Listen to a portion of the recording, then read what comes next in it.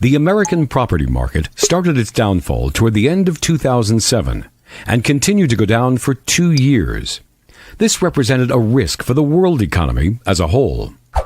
In the first year alone, 2.6 million people lost their jobs in the United States. But this figure continued to rise until the number of those who lost their jobs reached 8.8 million, according to the figures published by the U.S. Bureau of Labor Statistics, which is a federal agency.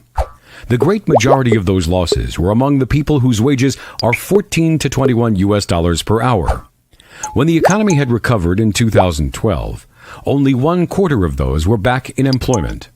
Apart from this, 1 million people lost their jobs in Britain, and the adverse effects spread throughout Europe and, generally speaking, throughout the world.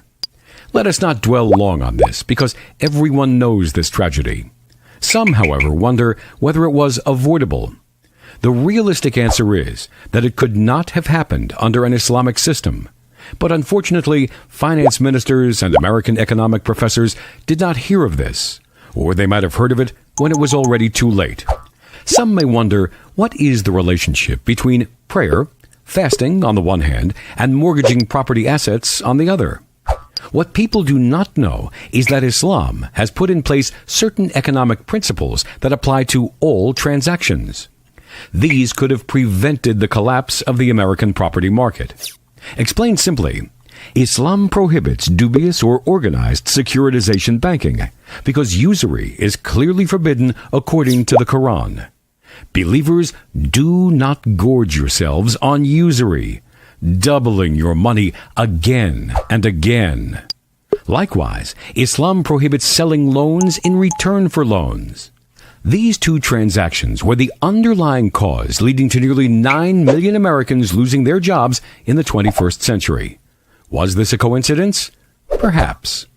What we need to understand is that Islamic economy is based on principles that are completely different from the basis of the world market.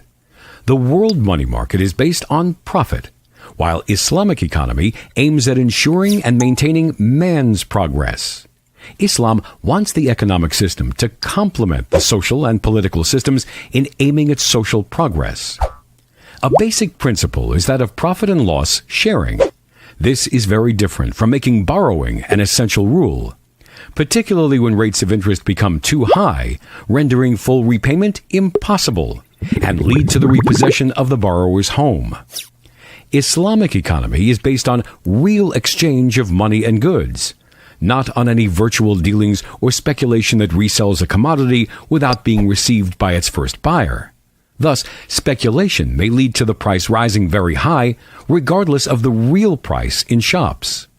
Islam forbids monopoly, selling loans, and usury. It establishes truth and honesty as the two pillars upon which financial transactions are based. Therefore, nothing is surprising in the fact that the greater number of Muslims in Southeast Asia and Europe embraced Islam through dealing with Muslims in business. An interesting point of information: 20 years ago, Maurice Allais, the 1988 Nobel Prize winner for economics, undertook a study of the serious structural problem of the liberal world economy. He suggested 2 remedies. The first is to bring the rate of interest down so it's close to zero. Isn't this consistent with the Islamic system? The other remedy is to bring the income tax down to around 2%. Does this remind us of the zakat system in Islam?